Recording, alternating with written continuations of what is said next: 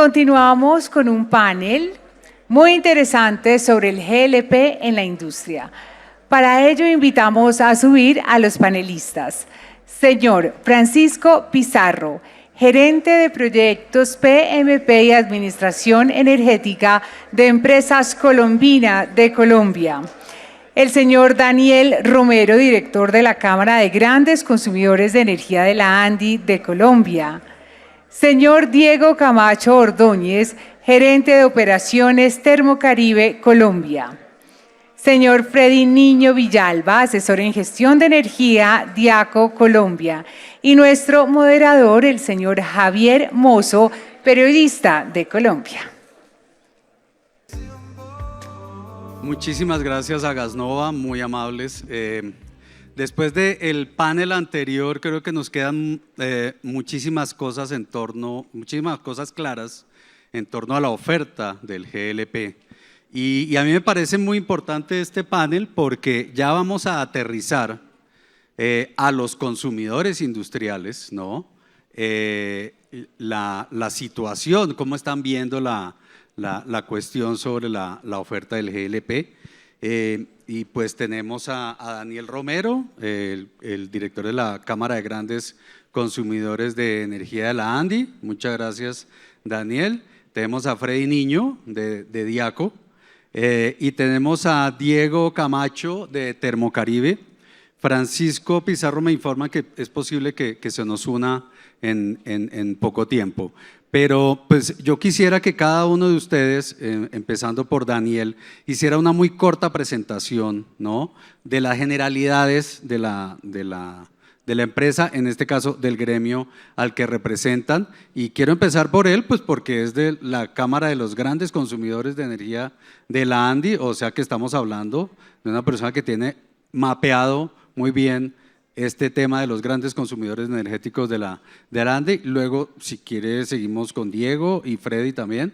Entonces, Daniel, un par de minutos para que nos presentes, ¿no?, a la ANDI, si es que ya alguien no la conoce ya demasiado bien, ¿no? Muchas gracias, Javier.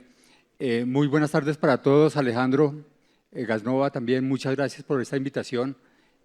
Pues es la primera vez que estamos en un panel aquí de Gasnova, muy importante el tema de GLP más en este momento. La Cámara de Grandes Consumidores de Energía y Gas de la ANDI tiene 36 empresas afiliadas, 120 plantas a lo largo de todo el país, consume en gas natural 207 millones de pies cúbicos día, en energía eléctrica, bueno, del sector industrial, o sea, en energía eléctrica consume más o menos el 40% del consumo industrial del país. Entonces, pues lógicamente tenemos, digamos que una visión con respecto a cuáles son los problemas que en ese momento le aquejan al sector industrial. Con respecto al GLP, es una tarea que tengo pendiente, soy sincero. Cuando uno mira la canasta energética del sector industrial, es más o menos un 25% consumo de gas natural. No, un 30% consumo de gas natural, 25% carbón, 20% energía eléctrica y 20% biomasa. El otro 5%, que es la tarea que tenemos pendiente también dentro de la Cámara, lo constituyen los combustibles líquidos. El GLP ha venido incrementando su participación y en este momento, con cifras, digamos, actualizadas al 2024, es el 2.5% del consumo industrial de energéticos. Más o menos en terajoules, el consumo industrial total es 350 terajoules anuales. Entonces, pues lógicamente es un componente importante, 2.5% de los energéticos del sector industrial es GLP, solamente para colocar ese contexto. Bueno, Diego, Termocaribe. Muchas gracias. Gracias a Gasnova, Alejandro, por la invitación. Termocaribe es una empresa de servicios públicos, es una empresa de servicios públicos que pertenece al sector de generación de energía eléctrica. Nosotros somos la primera planta en Colombia y una de las muy pocas plantas que hay en el mundo que opera en un sistema interconectado y que respalda su energía con GLP. Esta planta nace y esta empresa nace en el año 2019 porque en ese año, en la subasta de cargo por confiabilidad, nos asignaron una obligación de energía en firme. Esa obligación de energía en firme la respaldamos con GLP. Para ser más precisos, con propano HD5. Es que la regulación aquí en Colombia no distingue una cosa de la otra. Es una planta que tiene 52 megavatios de capacidad instalada.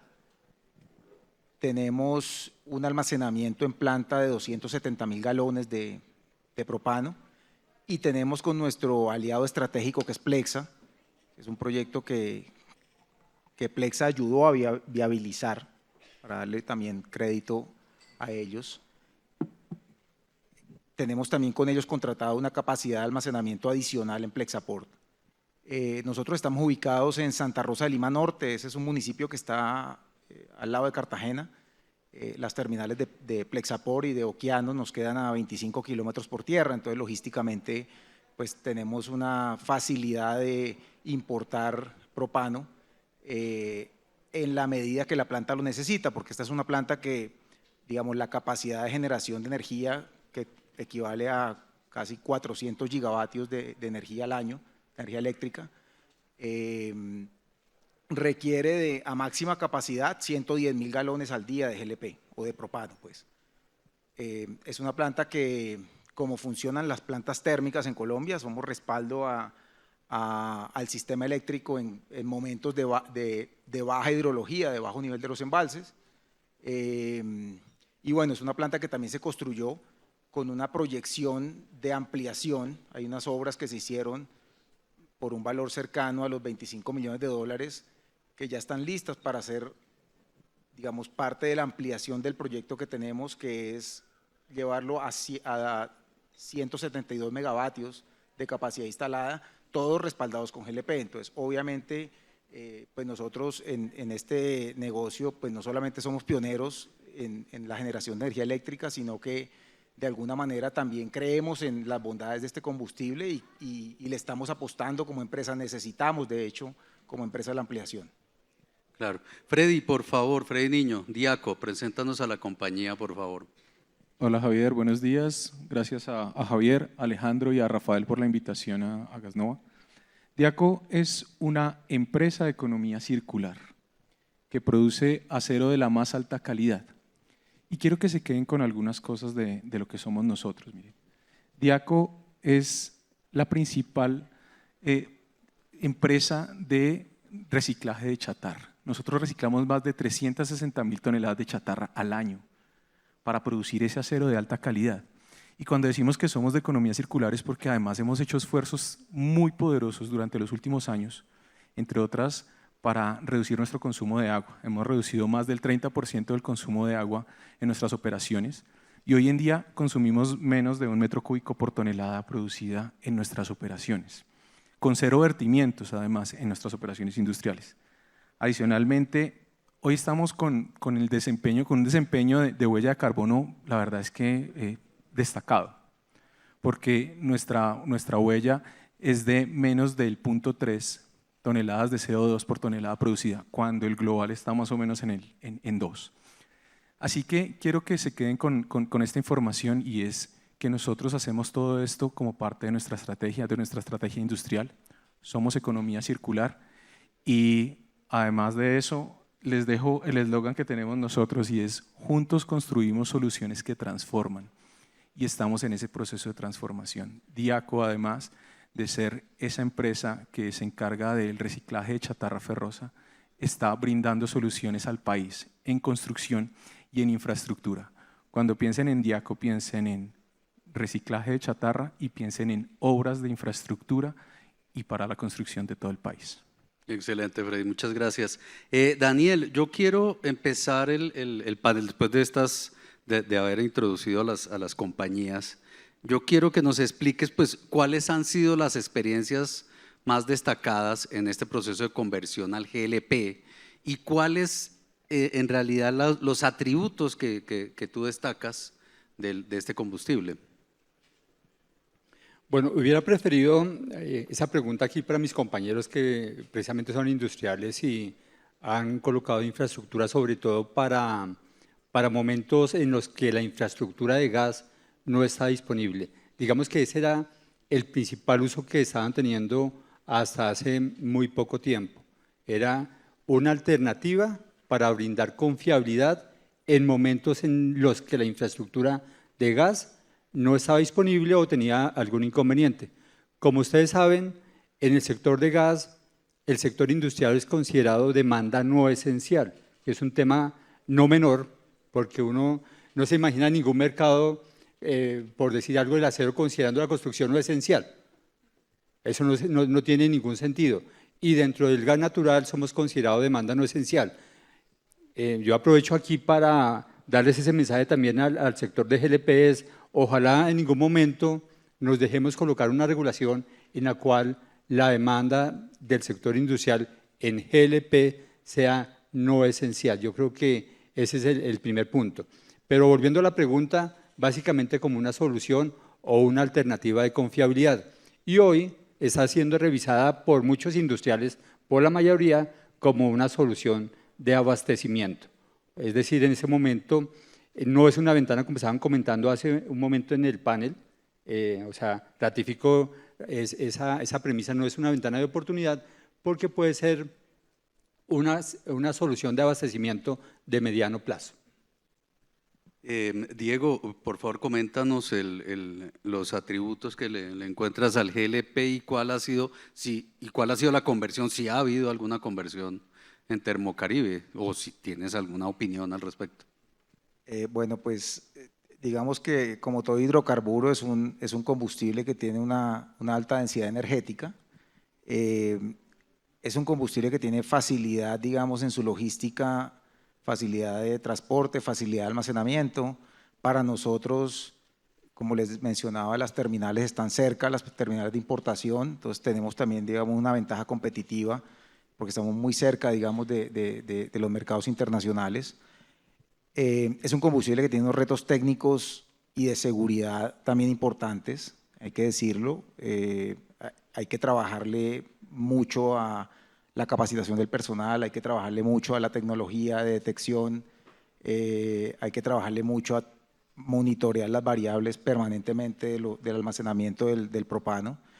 Pero pues definitivamente pues nosotros somos unos pioneros y nuestra transformación pues hace parte como de nuestro ADN como empresa. O sea, de hecho la turbina que opera con GLP, pues es una turbina desarrollada en Suecia por Siemens Energy y es una turbina que en muy pocas partes del mundo ha sido comisionada con GLP. Entonces no solamente la tecnología sueca, sino todo el desarrollo de ingeniería que se ha hecho y que continuamos haciendo, porque hay muchos ajustes de los cuales hemos caído en cuenta, digamos, en la operación de la planta que debemos hacer del BOP, digamos, de los equipos auxiliares de la planta, para poder llevar ese GLP a las condiciones de presión, temperatura y flujo que requiere la turbina. Entonces, digamos que el proceso de transformación para nosotros es casi que permanente, como te digo. Según las necesidades de sus clientes, ¿van a requerir una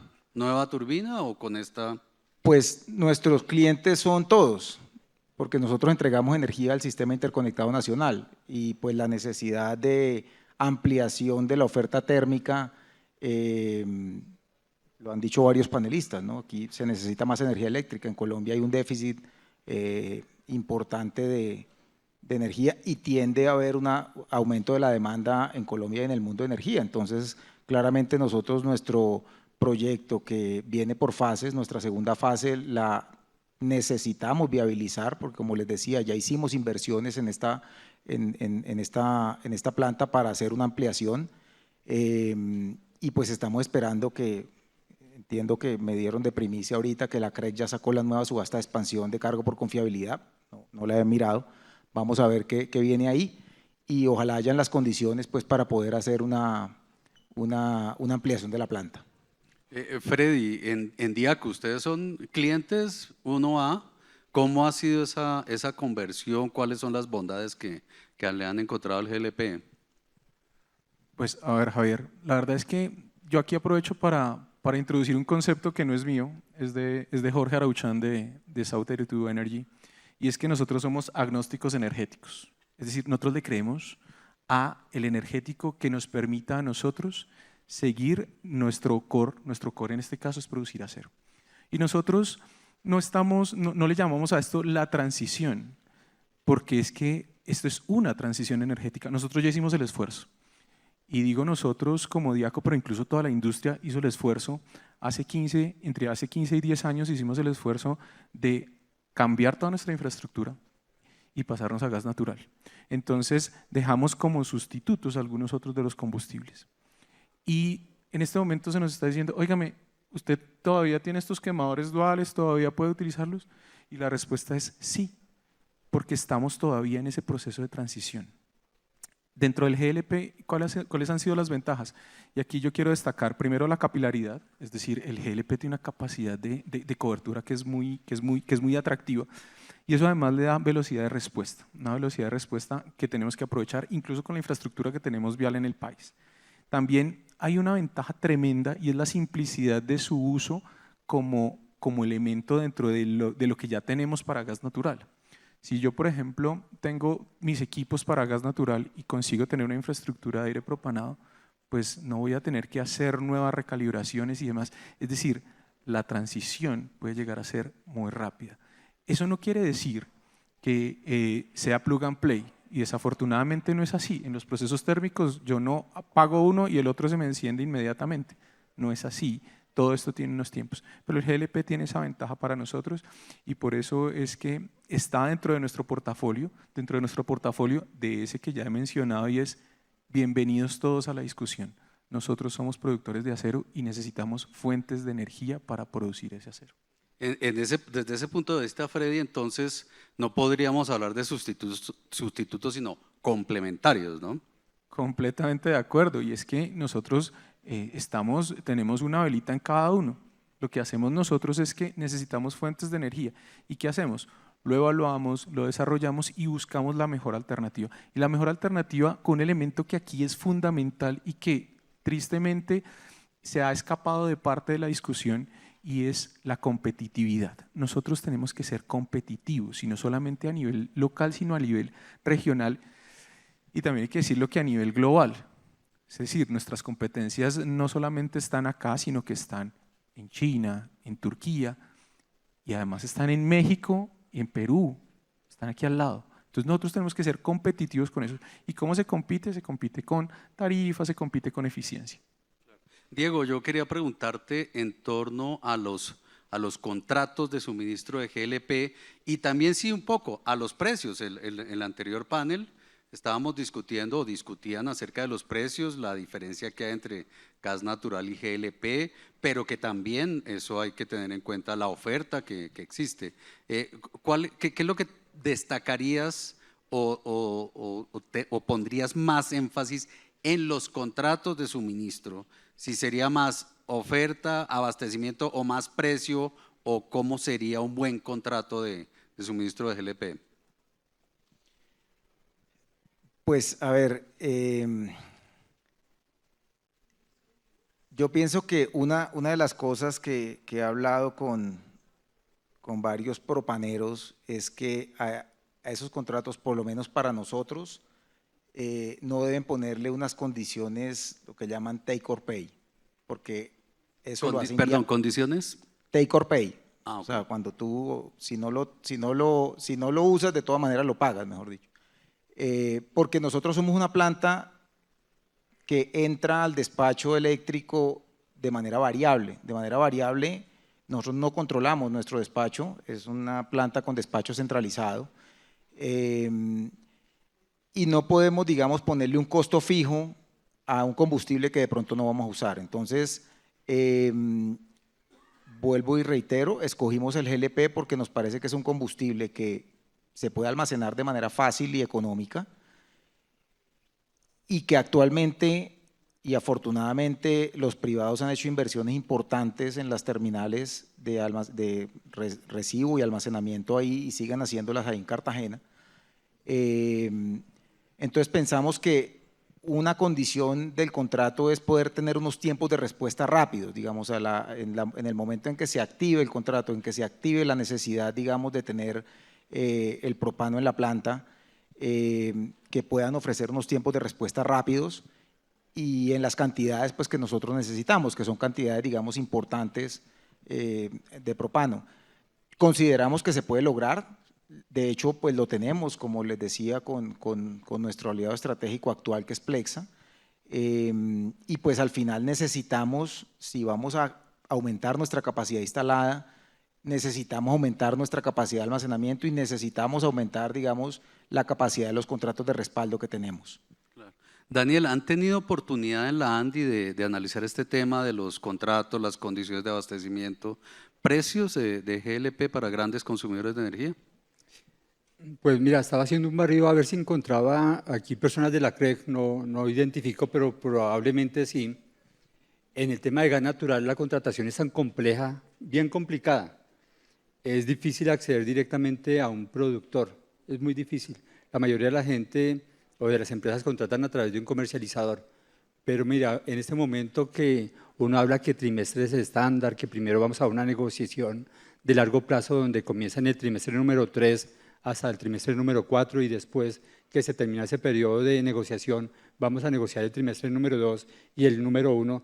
Casi que uno tiene que empezar a hacer como un doctorado para aprender a negociar aquí el tema de gas natural.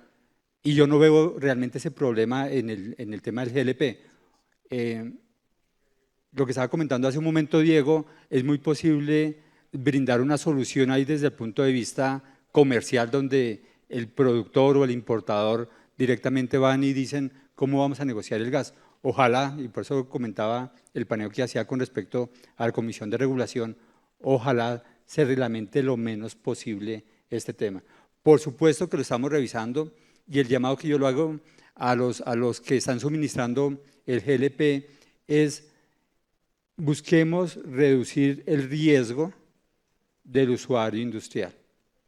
Esa toma de decisión es muy compleja y más en este momento donde, si a mí me preguntan en abril cuál es la situación de gas natural, les digo, hay un desabastecimiento de contratos de energía en firme de 118 GBTUs, la demanda es de 260, casi el 50% en contratación en firme, es casi el 50% de la demanda industrial. Pero si me lo preguntan ya en el mes de julio, las nuevas cifras eran de 200 millones de pies cúbicos día de desabastecimiento. Es decir, en 2 meses me cambió el panorama completamente y ya la industria tiene que empezar a jugar con otras formas de contratación. ¿Sí? Más o menos el 23% de la producción total disponible para la venta de un productor de gas estaba colocada con firmeza, es decir, un 75% más o menos en otra condición. No sé si interrumpible, firmeza condicionada, pero el industrial no estaba acostumbrado a eso. Entonces tenemos que empezar a mirar como industria esa forma de contratación, pero ustedes como un combustible que es energéticamente complementario o en algún momento sustituto, tienen que también empezar a jugar con esas reglas. Y entre más sencillas las reglas, mucho mejor. Empezando por el lenguaje. Aquí me hablan de toneladas, me hablan de galones, y realmente en gas nosotros hablamos generalmente metros cúbicos, pero generalmente el industrial habla es de megabtus para hacer, como dice Freddy, agnósticos, porque no me importa de dónde venga el megabtu, si es de GLP, si es de gas natural, si es de carbón, hablamos con precios en megabtus. No busquemos complicar el tema, démosle simpleza, reduzcamos el riesgo para el industrial, ojalá vinculado con la alternativa que tiene en ese momento. Yo no sé el otro año si ese 2.5% llega a crecer a 6 o a 7% dentro de la canasta energética, pero a ese industrial que cojan, en lo posible, brinde una solución que le reduzca el riesgo. No sé si atado al precio del gas natural, no sé, un indexador con respecto a ese tema y sería ganador. Freddy, Daniel me da pie varios pies para preguntarte muchísimas cosas, pero una muy importante, ¿cuál ha sido la experiencia en toma de decisiones este año? Si puedes contarnos, ¿no? ¿Alguna anécdota especial o algo que ustedes hayan visto que haya sido destacado dentro del mercado de energéticos y el uso de GLP? A ver, Javier, lo que nosotros le apuntamos es, primero, hay que garantizar la firmeza. Nosotros necesitamos energía para producir lo que nosotros producimos, en este caso, acero. Y necesitamos que sea firme, o sea, que yo pueda contar con él, que no dependa de ciertas estacionalidades. En el caso, por ejemplo, de los contratos de gas que no son firmes, que dependen de la hidrología, es hoy lo tiene y mañana no.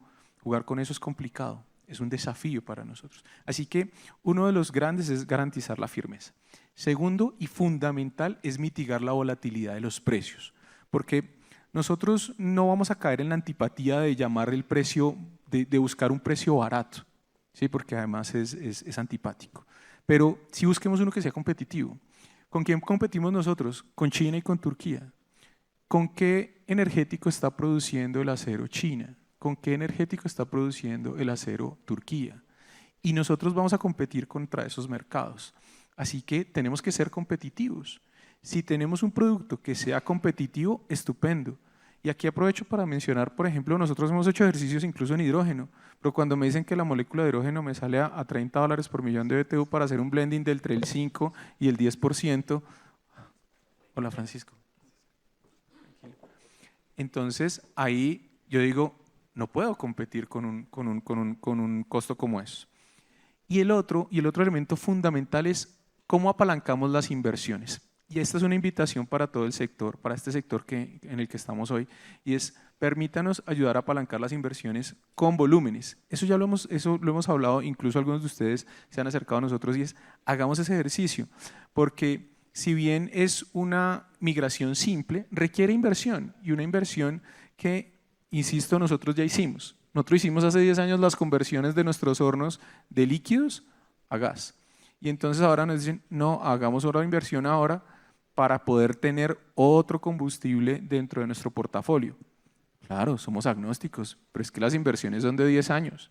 Nosotros ya hicimos una inversión y ya se pagó en 10 años, y en 10 años cambiemos. Y en otros 10 años necesitamos brindar esa confianza a nuestros inversionistas, porque además lo que más nos interesa es que crezca. Yo digo, y lo mencioné esta mañana en una conversación que tenía, yo soy privilegiado porque estoy en un sector en el que me permite ver si el país crece. Un país crece si consume más acero. Y este es un país que tiene un consumo per cápita muy bajo de acero en la región y en el mundo. Nosotros tenemos que consumir más acero para infraestructura, ¿cierto? Para la industria pesada. La invitación es aumentemos el consumo de acero y para eso estamos nosotros. Dándole la bienvenida a Francisco Pizarro de Colombia, una empresa que tenemos muy en el corazón los colombianos, y pues para entrar, no atrasar un poco la discusión, pero él le está preguntando a Freddy cuál ha sido la experiencia en toma de decisiones que ha tenido, por ejemplo, Colombina, que también se da cuenta cómo avanza el país, ¿no? Así como Diaco. ¿Cuál ha sido esa experiencia, Francisco, en toma de decisiones para el uso de este combustible? Bueno, buenas tardes a todas. De antemano, mil disculpas por la llegada tarde.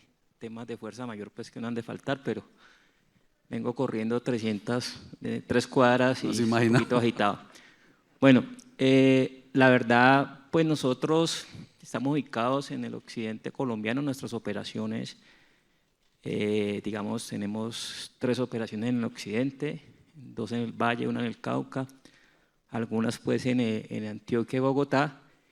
Y realmente, pues para nadie es un secreto que el gas natural en el occidente primero es el más costoso del país por el tema del transporte. Algunas operaciones en el Cauca inclusive pagamos doble transporte, y pues de alguna manera eso hace que el gas propano para nosotros sea una opción muy viable a nivel de poder buscar un precio eficiente en nuestros productos. Nosotros arrancamos ese proceso hace más o menos 4 o 5 años, cuando empezamos a tener el impacto de los cortes o mantenimientos de Cusiana, más los temas pues, de temas de daños en tubería, en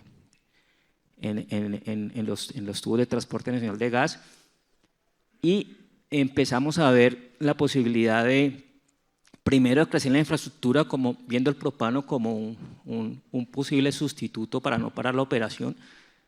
Gracias pues a nuestro agente, pues pudimos hacer un CAPEX, inclusive compartido vía tarifa, Y muy interesante es que de alguna manera el tener la visual de precio del gas propano en el occidente colombiano pues es una estrategia de negociación frente al gas natural, porque nosotros en el occidente desafortunadamente no tenemos oferta de gas natural, no nos llega más oferta, siempre pues contamos con el mismo agente, el mismo operador de red, entonces tenemos que estar de alguna manera validando el propano como una opción eficiente.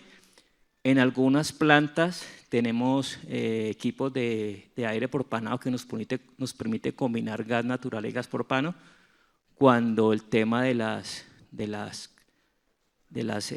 bandas y de las firmezas nos lo permite, y eso nos ha de alguna manera impactado eficientemente el precio, porque pues el impacto de nosotros no es tanto como el de ustedes, pero sí el impacto energético es 4 o 5% del costo del producto, es un impacto grande, y entonces vemos el gas propano como una opción muy válida y una opción muy competitiva.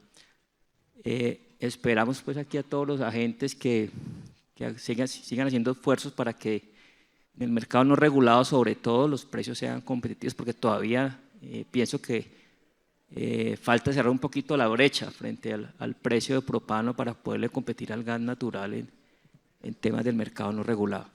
Gracias, Francisco. Yo para terminar quisiera pedirles a ustedes que saquen una bola de cristal, su bola de cristal.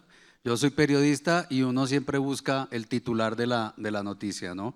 Entonces, sobre dos temas, el precio, ¿cómo ven el precio del GLP, si se puede comparar con el precio del gas natural, a un horizonte de un año? Es decir, ¿cómo lo están viendo? ¿Y cómo ven el abastecimiento de GLP para grandes consumidores también el año entrante? Entonces, quisiera comenzar por Diego, ¿cómo ve el tema en estos dos frentes para el futuro próximo?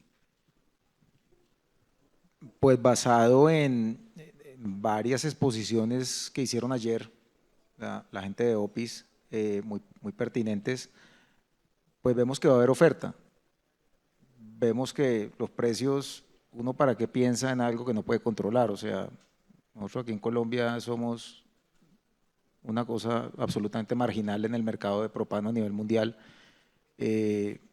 Digamos que para qué pensamos en eso, por lo menos desde nuestro negocio de generación de energía. Nada, pues nosotros declaramos nuestros costos de gas natural, declaramos nuestros costos de propano. Esos costos pues forman lo que llaman el precio de escasez. Afortunadamente también, digamos, en lo que se ve al panorama de corto plazo, hablando de los próximos 6 meses, inclusive yo me atrevería a decir que de aquí a un año, se ve que hay unas buenas reservas de nivel en los embalses y se ve que hay unas buenas reservas, digamos, proyección de lluvias, o por lo menos no hay proyección de sequías, y eso seguramente va a causar que el despacho térmico en Colombia se mantenga bajo. Entonces, pues para nosotros por lo menos eso implica que seguramente nuestras compras de combustible van a estar en un nivel bajo. Freddy, ¿cómo ves qué ves en tu bola de cristal? La realidad. El GLP respecto al gas barato está lejos. Y no podemos caer tampoco en esa premisa que funcionó durante mucho tiempo, pero que definitivamente a nosotros hoy nos está haciendo algo de daño, y es que el energético más costoso es el que no se tiene. ¡Wow! Nos está haciendo daño, porque estamos suponiendo que estamos en capacidad de pagar cualquier precio, y no es así. ¿Por qué? Porque finalmente nuestro producto llega a todas las casas, a todas nuestras casas, y eso no podemos transferirlo ni de forma inmediata ni de forma directa. Así que es un precio que tiene que entrar a competir, y esas son de las cosas que tengo anotadas acá. Primero, hay que tener una diversificación, hay que aumentar la oferta. Yo sé que la oferta es buena, pero hay que diversificarla y hay que buscar, esa es una posición, y hay que buscar una canasta de productos en la que yo tenga diferentes modalidades. Esas diferentes modalidades me permiten a mí qué tanta aversión al riesgo puedo tener yo. Hay gente a la que le gusta el casino y gana, a mí no me gusta.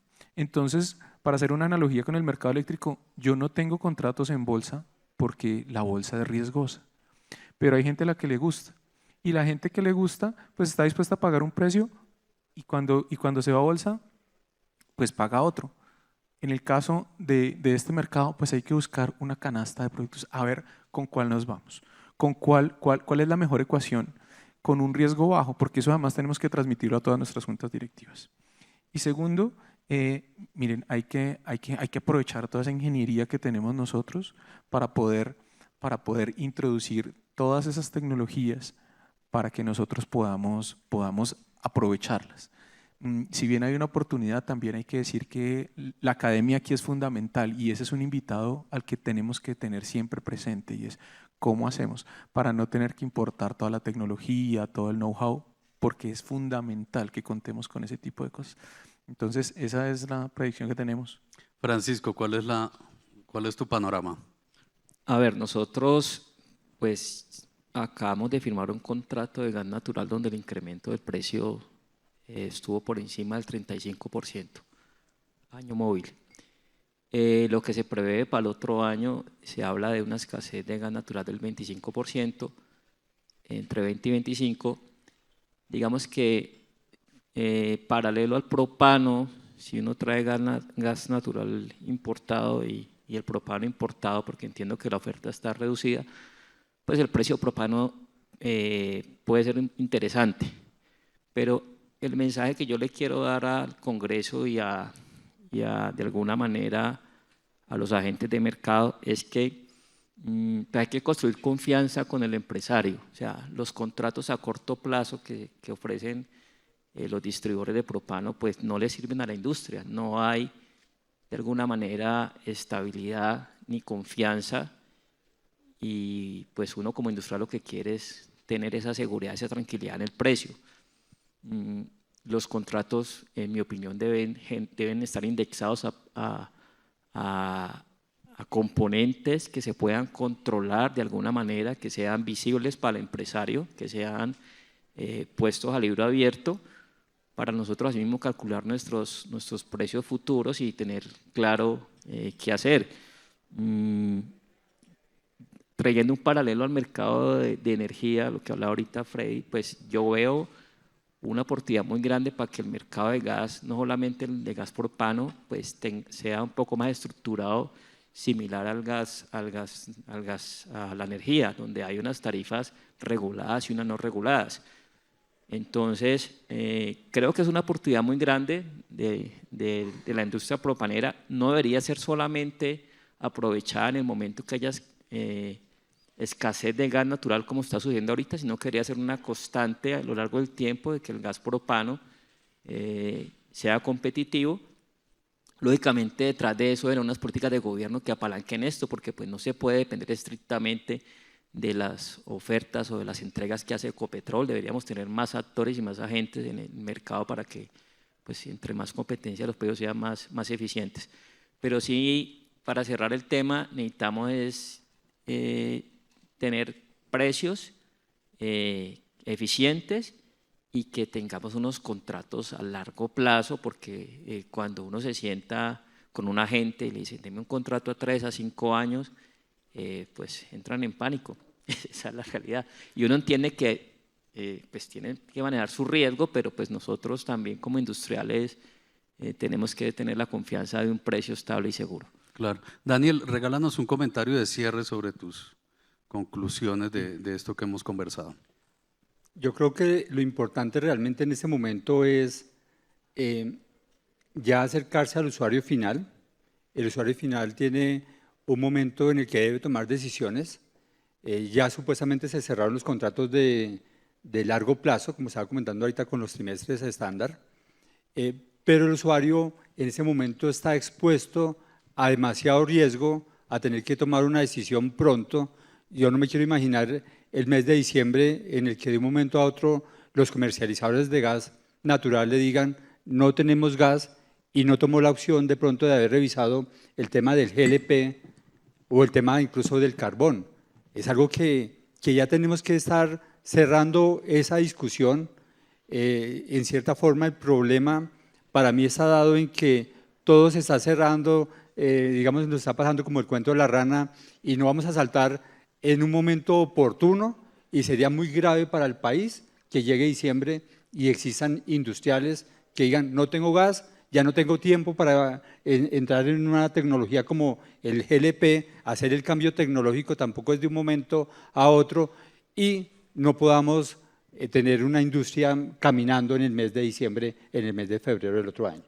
Claro, pues solo me queda desearles a ustedes muy buena tarde, caballeros. Muchísimas gracias por compartir sus pensamientos y ustedes que tengan una muy buena tarde y un buen avance en este foro. Gracias. Gracias, Javier.